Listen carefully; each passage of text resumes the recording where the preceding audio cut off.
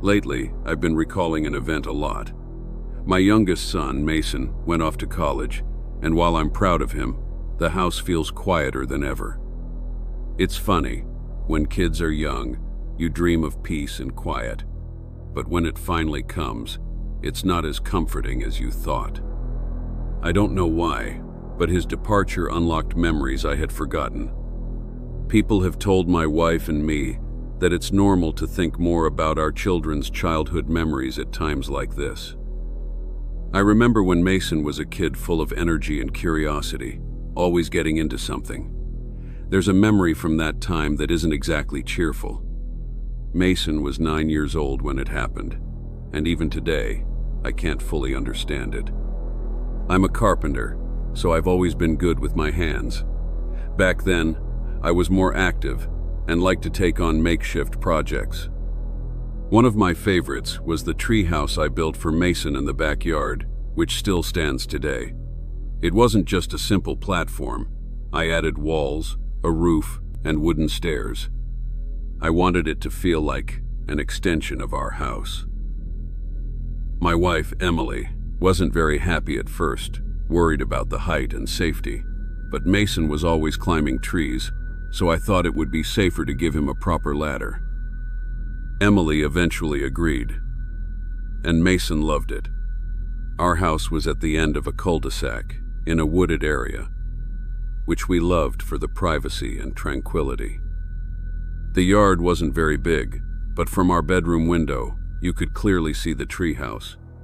This was key in deciding where to build it, as I wanted to keep an eye on Mason in case he got hurt. Although I couldn't see inside, I had a perfect view of the stairs. Everything seemed normal for a long time, and Mason spent a reasonable amount of time playing there. His older brother had outgrown that phase, so Mason played alone. I don't remember exactly when, but he started talking about an imaginary friend named Max. We knew he was imaginary because there was no child with that name in the neighborhood. Although it wasn't unusual for kids to have imaginary friends, Mason was 9, an age where you don't expect it as much. Emily thought it was something cute and innocent, but I was more skeptical. It seemed strange to me since Mason wasn't the type to make up imaginary friends. However, I didn't think much of it because he was only 9. The concern grew when we noticed Mason spending more and more time there, without bringing toys, just using his imagination. I asked him why he spent so much time in the treehouse, and he told me that Max only liked to play there and didn't like coming inside. I didn't know what to say, as it seemed like a strange condition. I researched and found out that some kids only play with their imaginary friends in certain places in the house. Emily was uneasy, thinking Mason was taking the imaginary friend thing too far, and I agreed.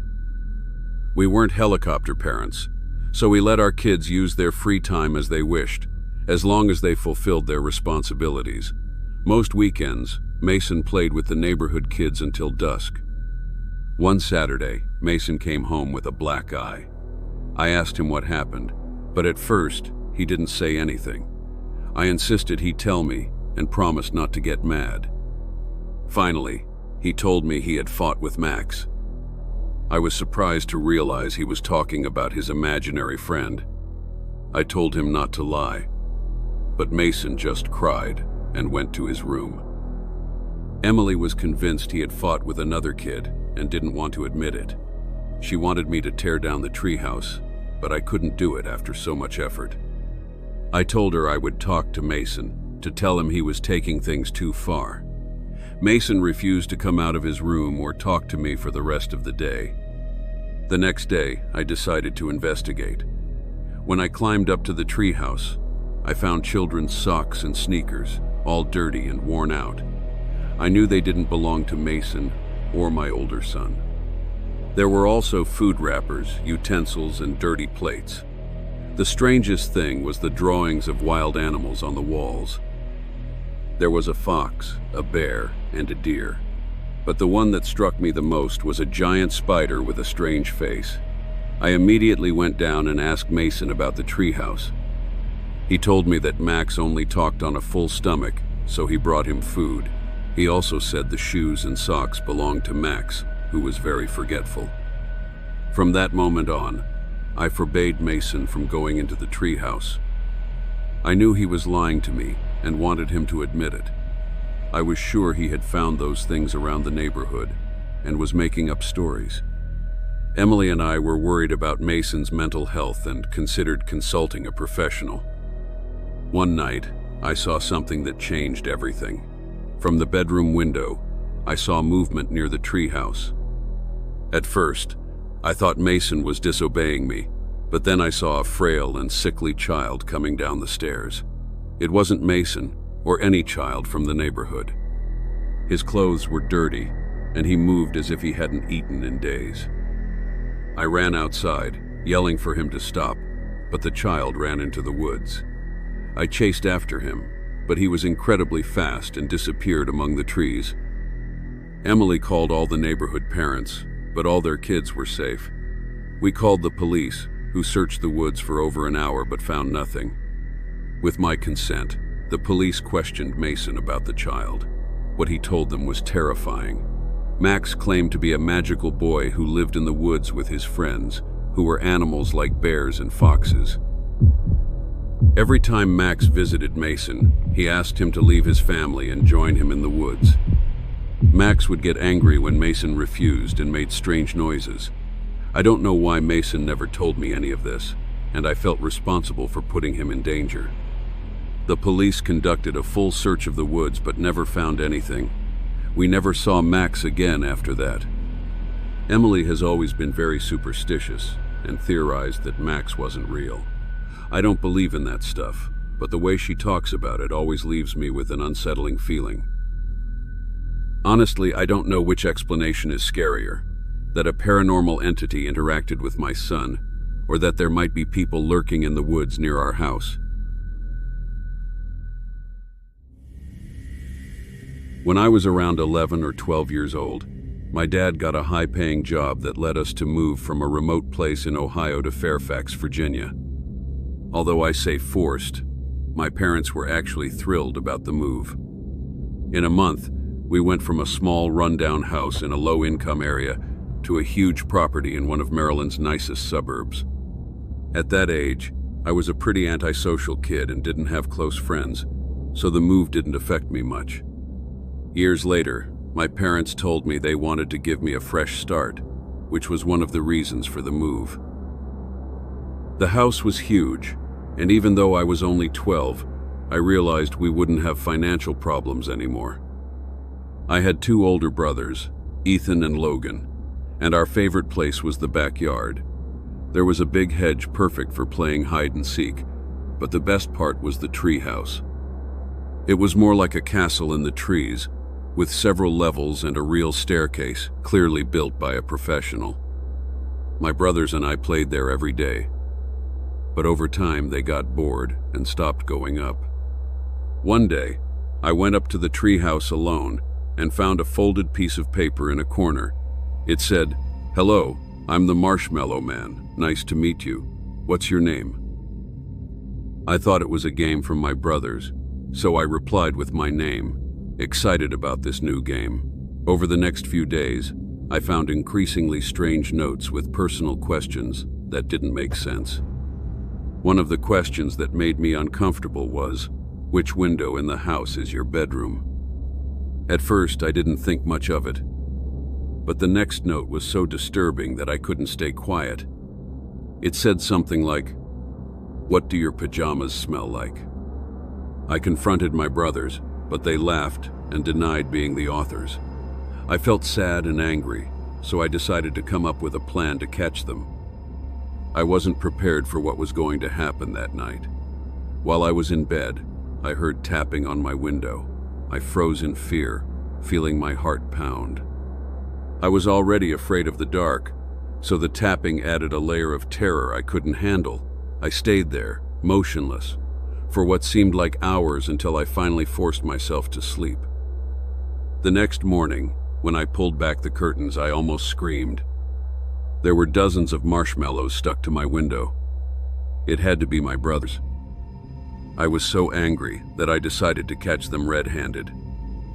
The next night, I pretended not to notice anything and didn't say a word during the day. When the tapping started again, I jumped up and opened the curtains, ready to yell at them. But it wasn't my brothers. On the other side of the glass was a man, an unpleasant old man with yellow eyes and rotting teeth. He had patchy hair and smiled at me when he saw me. I've never screamed so loud in my life. I felt like I was going to die at that moment.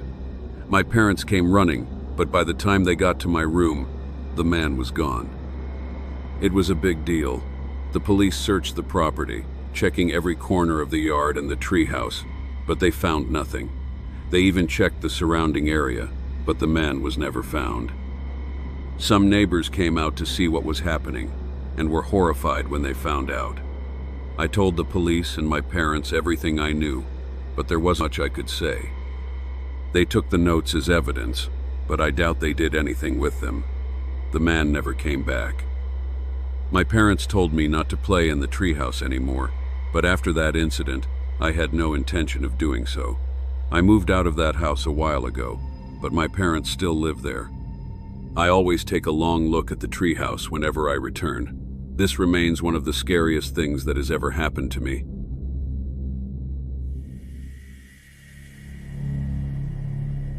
When I was a child, I had a very frightening experience at my childhood home. We moved to that house when I was about 5 years old, so I don't remember anything about the house we lived in when I was born. We lived in what I call my childhood home from when I was 5 until I was 15, exactly 10 years. I loved that house and have very fond memories of growing up there. We moved to another state when I was starting high school, which was a nightmare in itself, but that's not related to this story. In the backyard of my childhood home, there was a treehouse, built by the previous owner for his kids. When my parents saw the house, one of the selling points was how kid-friendly it was, especially the backyard. My older brother, Ryan, is 2 years older than me, so he was 6 when they bought the house. According to my parents, my brother and I were very excited about the treehouse. We played there with friends we made over the years, but over time I stopped playing in the treehouse. By the age of 13, I no longer played there, but I admit I was a bit of a troublemaker at that age. I often got into trouble with my parents, was frequently grounded, and used to have a lot of tantrums, which led to yelling in the house. One weekend, my dad grounded me for a repeated complaint from my counselor about my behavior and grades in school. Like an annoyed preteen, I thought I hated my parents at that moment. That night, I refused to sleep in the house. I took a couple of blankets and pillows and went to sleep in the treehouse. It wasn't the first time I had done this, and my parents knew about it. They didn't care. It was my little way of rebelling. What my dad didn't know was that I had my Nintendo DS with me, even though I wasn't allowed to play video games or watch television. I played Animal Crossing for hours before getting tired and finally falling asleep, but I think I only slept for a few moments. I don't think I even reached deep sleep when I was awakened by a voice from outside calling my name. Alex, Alex. I was still confused upon waking up. It could have been my dad's voice. The voice said, "Alex, are you up there?" All I remember is that it was a deep, grown man's voice. I didn't but my heart started racing for some reason. I heard the steps of the ladder creaking as someone was coming up. In the near total darkness, I saw someone poke their head through the opening in the floor. I couldn't see their face, just the shadow of the outline of their head. He said, "There you are." I replied, "Dad." But that's when he stopped responding. For about 30 seconds, I stared at this head that I presume was staring back at me. I was waiting for my eyes to adjust to the darkness, but something told me that wasn't my dad. I stood up and went to the window of the treehouse and started yelling, "Dad," as loud as I could. I saw the light in my parents' room turn on, and I also heard footsteps hurrying down the ladder to the treehouse. Moments later, my parents burst out through the back door, and my dad swore to me that he wasn't outside playing a prank on me. My parents believed me. It wasn't like those silly horror movies where the parents don't believe a word the kid says. My uncle was still an active cop at the time, so my dad called him for advice, and my uncle made a report on the incident the next day. There wasn't much information I could give, besides hearing a deep man's voice and seeing the outline of his head, and that he knew my name. There wasn't much the police could work with. Obviously, I never spent another night in the treehouse. My dad thought for a while that it might have been one of the neighbors directly across from us, but he could never prove it. For years, whenever I saw him outside and he said hi to me, I tried to think back to the voice from that night, but I just couldn't remember it clearly enough to make a comparison. It remains a very unsettling mystery in the back of my mind.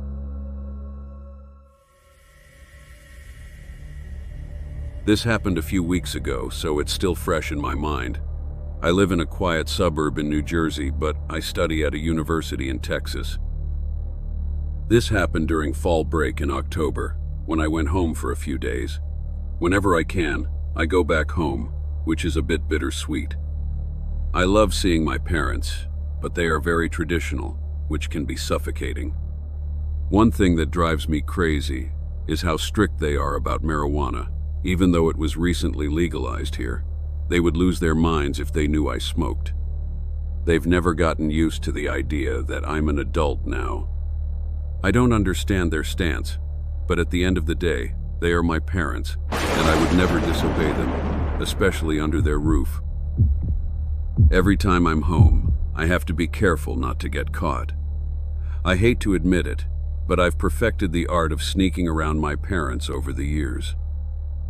I can't count the times I've snuck out of the house at night.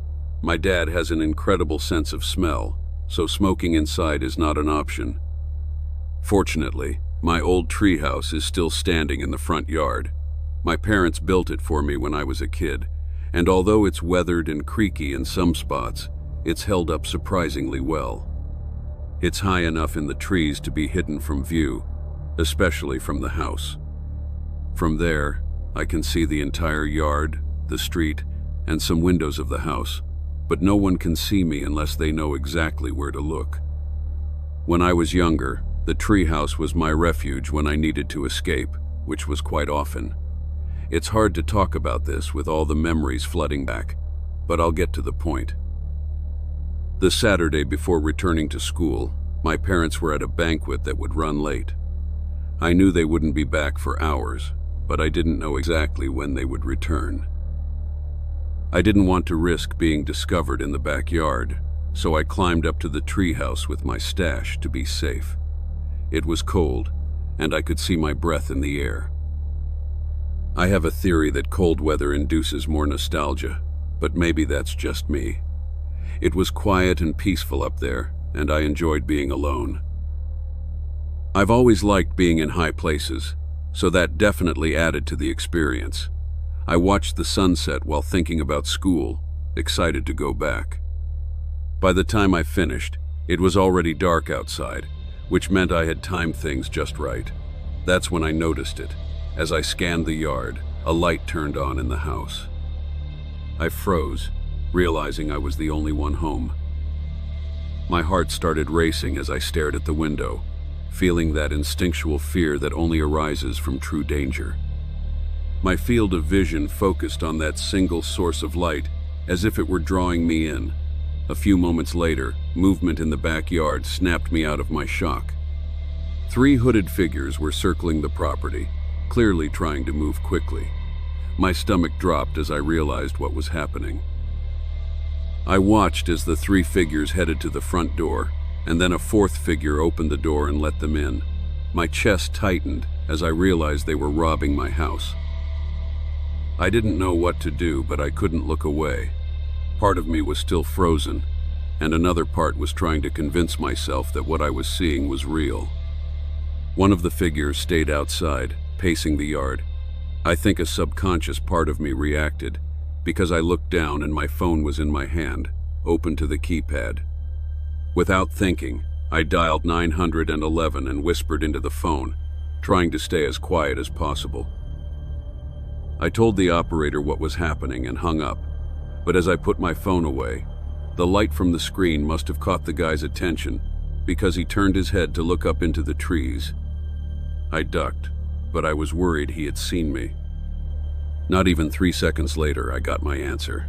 I heard a voice yell, "Hey," clearly directed at me.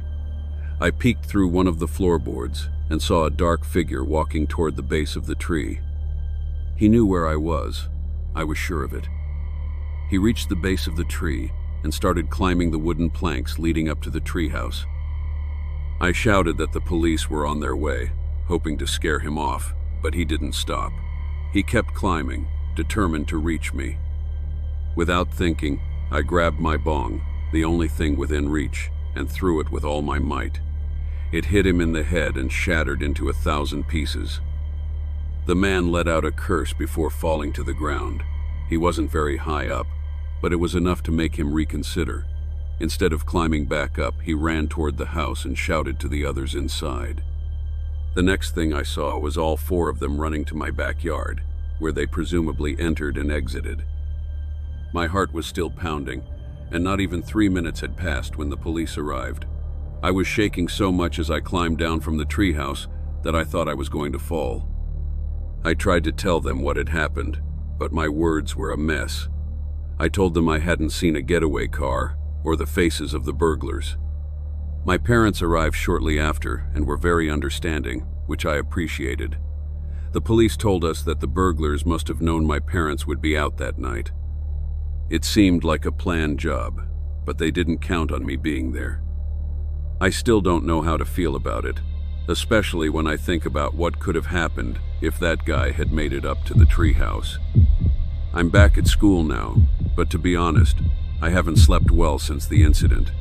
I'm terrified that those people might come back and even more worried because my parents are home alone. I'm very concerned about their safety and just hope this is the last we hear of them. I hope I never have to give an update, but I will if, God forbid, something happens.